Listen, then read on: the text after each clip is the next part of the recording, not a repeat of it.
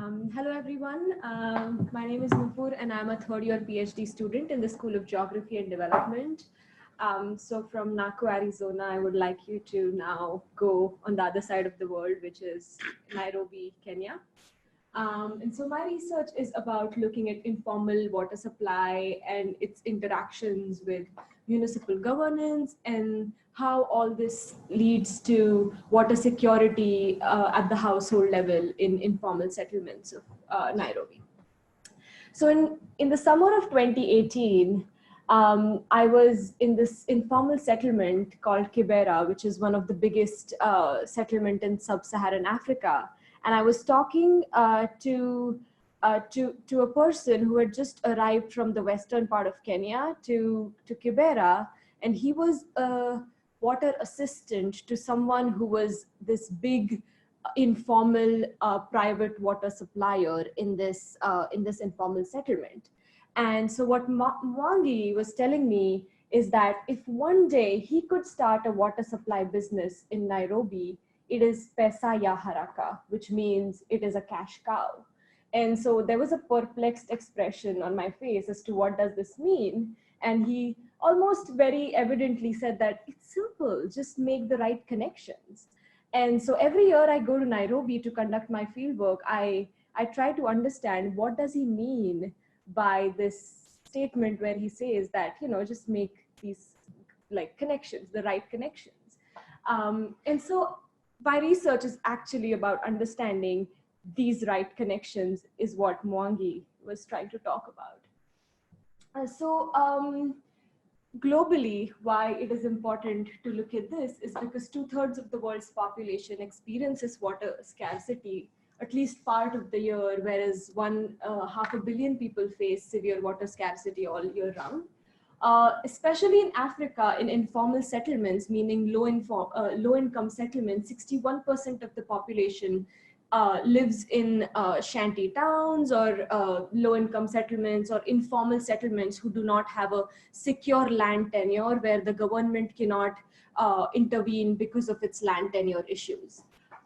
And almost 50% of this urban population in Africa resorts to something called as private small-scale water provision, where street vendors, water resellers, kiosks, or water tankers would supply water to people, and there is no government public water supply in these settlements. So therefore, cities, especially in the global south, have now grown into these heterogeneous urban landscapes. And by heterogeneous, I mean landscapes that have both water from private water suppliers or water from these small-scale government employees who would have connections with water suppliers and supply water to people. And so they are composed of these highly diverse informal networks that has varied operational and service delivery models. And that exists not only in the water sector, but in sanitation, in electricity, in transport, and land. And so there is a lot of research about how this affects the urban landscape in the global south. So so this summer, as a part of the CLIMAS fellowship, I conducted a pilot study in these 3 settlements, which are called Mukuru, Kwajenga, Kwaruben, and Vivandani, which are on the eastern side of Nairobi and have a population of around 300,000 people. And why these settlements was because these settlements were announced as the special planning areas by the Nairobi City County, where the Nairobi City County would initiate infrastructural development in this area and stop any sort of illegal development that is going on in this particular settlement. And so my research on water seemed like something that could be an applicable thing, especially when the SPA planning comes into being. So this is these are the 30 villages in Mukuru, which I conducted my pilot study in. And so water supply currently looks like this in Mukuru. So as you can see, there are these pipes that are coming from somewhere, and I will tell you where this somewhere is. But so they are basically connected by different informal water. So all these pipes belong to different informal water providers or small scale water providers that would transport this water to certain places in Mukuru, any of these villages, and then would have these private tap points where like people would go and buy their water at 5 Kenyan shillings, which is 0.05 cents for 20 liters, which is still 4 times more than what middle class households pay for water. So you would go and you would buy this water from these water points, um, and pay the informal water providers. So yeah, okay. So my research questions were to really look at under what conditions do these informal water providers emerge and how do their operations vary across these three settlements, to look at what is their spread and like how do they operate. The second one was, it is not possible for these informal water providers to function without some kind of an illicit sanction from the municipal water governance. As my scoping research showed that the municipal water governance knows about the informal water providers. There are a lot of bribes or sometimes connections with these municipal water governance officials that lead to the formation of what you call as a group of informal water providers. And so what is the relationship between these informal water providers and formal municipal water institutions? As Mwangi said, that you need to make the right connections. So like what were these connections? And finally, how does this hybrid or this system that is neither formal or informal actually affects households in Mukuru in terms of looking at water security? So these were the three questions that I was piloting in this settlement, and I used both qualitative and quantitative methods. In quantitative methods, I conducted surveys with 61 households throughout the settlement and asked questions about water security, meaning accessibility, affordability, water quality, and also conducted interviews with informal water providers and with municipal water institution officials. And so this is the diagram that I came up with. And so kind of looking at what is the resource system that I was studying, which is the water sector, and then the resource units that these that this water sector is broken into. What are the interactions between so basically, how do these resource units translate into water prices? And then what is the governance systems? That is the Nairobi City County, the Nairobi City Water and Sewerage Company, the AWSB, which is the Water Services Board that looks over water supply in Nairobi, and then looking at the informal water provision networks, what is their network structure, and also looking at the conditions in Mukuru, such as property rights.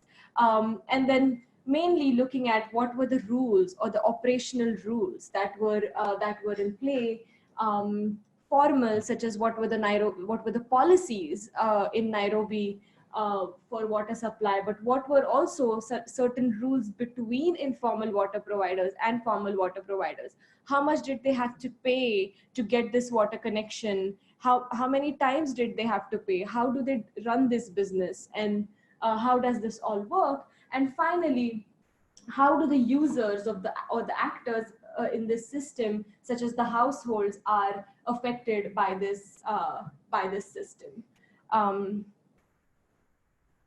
So yeah, so this is one of the picture where we had meetings with Nairobi County officials.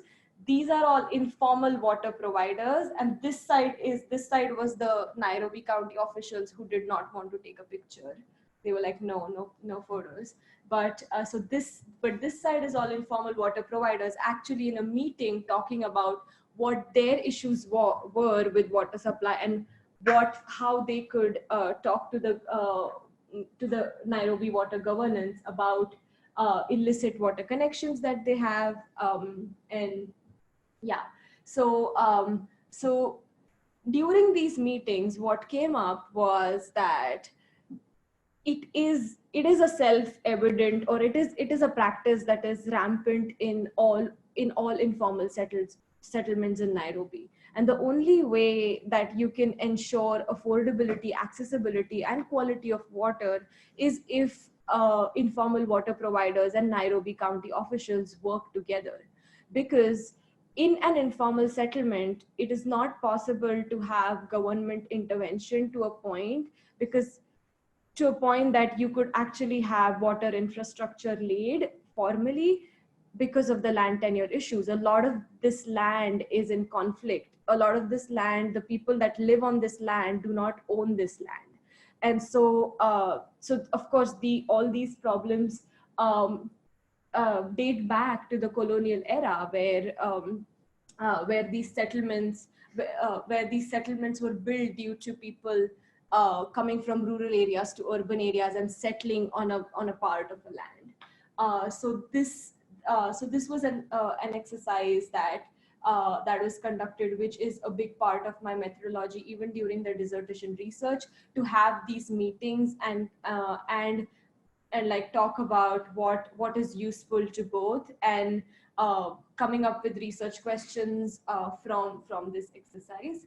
And so the primary results of my pilot were that these services of informal water providers were valued in these settlements. It was not that people did not people really valued them, because if informal water providers weren't there, people wouldn't have had water.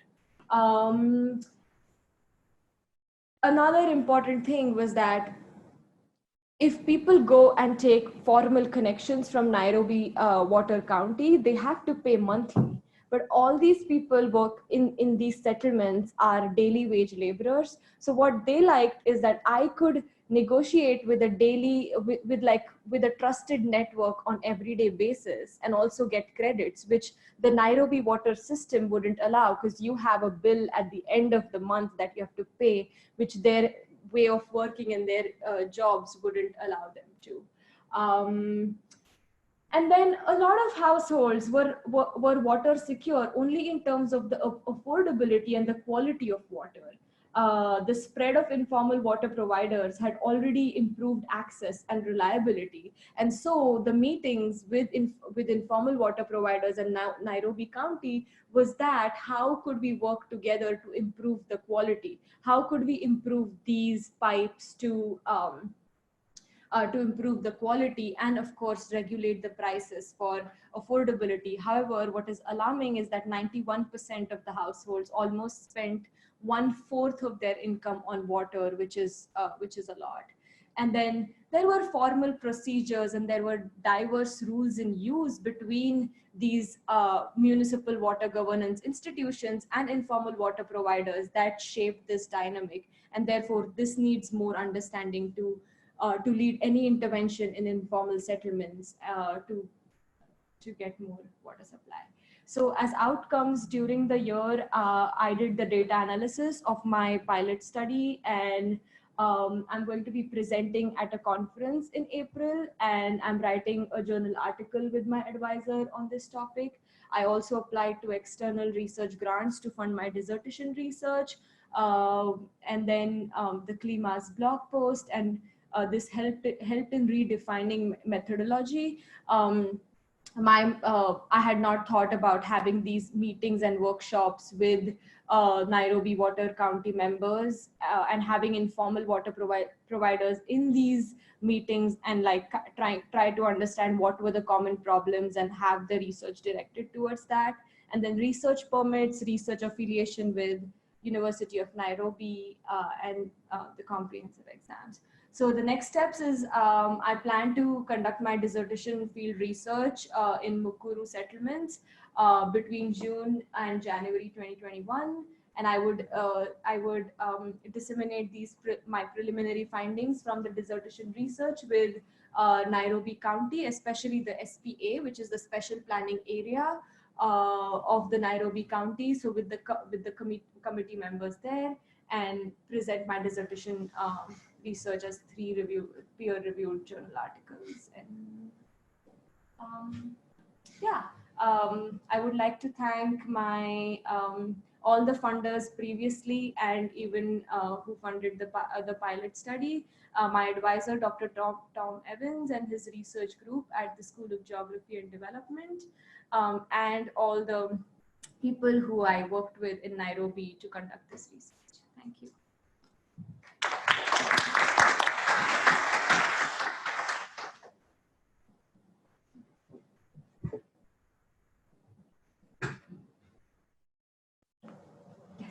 What is a typical source for a lot of the water, the clean water? What is a typical source for? Like, are there wells? Do they have reservoirs? Where does the water come from? It comes from a dam, a reservoir called the Dakaini Dam. So the whole of Nairobi is given water from this particular dam. And informal water providers, the way they get water is from government pipes that they would illegally tap water from. And then a lot of people also have like bore wells. Like middle-class households would also have like a backup bore in their buildings, and yeah, if there's a water cut, they would use that. Yeah. So you identified 2 main problems. One, that the cost was high, and the second was water quality. Mm-hmm. What can be? I mean, are those problems that can be addressed? I mean, are there? I wouldn't say easy fixes, but for water quality, are there things that are obvious that could be done to help improve water quality? Mm-hmm. I think one of the best way to improve, and that's already going on, a lot of NGOs do that, is go to households and give chlorine tablets or iodine tablets. I just feel that the problem with this approach is that even if you distribute these tablets, a lot of times people forget to put this in the water, because for them the water quality is not an issue as such. They just think as, oh, my child fell ill, but probably don't draw the connection that, oh, because this water was problematic. So I think the one solution is to work the county government and the informal water providers to really work on having these pipes fixed, or like not have these plastic pipes, kind of start a coalition, a collaboration where fixed pipes could be laid. Another one I think would be to have chlorine dispensers next to the water tap. So the moment I collect my water, I open this dispenser water tap. So I think there was a talk in the SPA where they were saying that we could have that just next to the water tap, immediately have a chlorine dispenser where that would immediately go into your water when you're taking it. So it's like at least curbing the point of use contamination. So I think this could be quick fixes. So the water at its source, there's not a problem. It gets contaminated through those plastic pipes. Yes, because like Mukuru being an informal settlement where you don't have paved roads. So once it rains, it's all in mud. And then there are no proper sewer lines. So there is constant contamination between sewer and water pipes.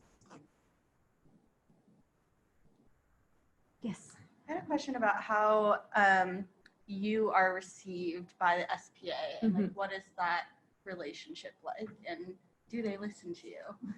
Yes, interesting.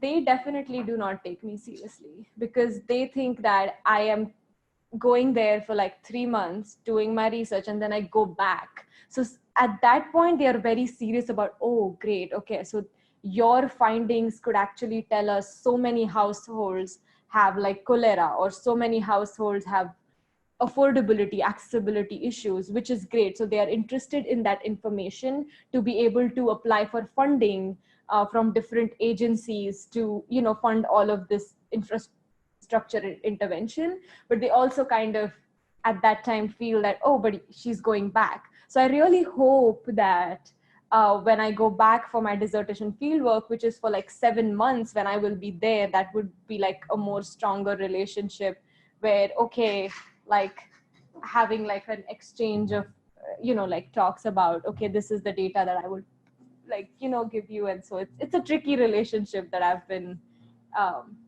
dealing with, especially coming back, that you don't have any connection after you come back. So yeah.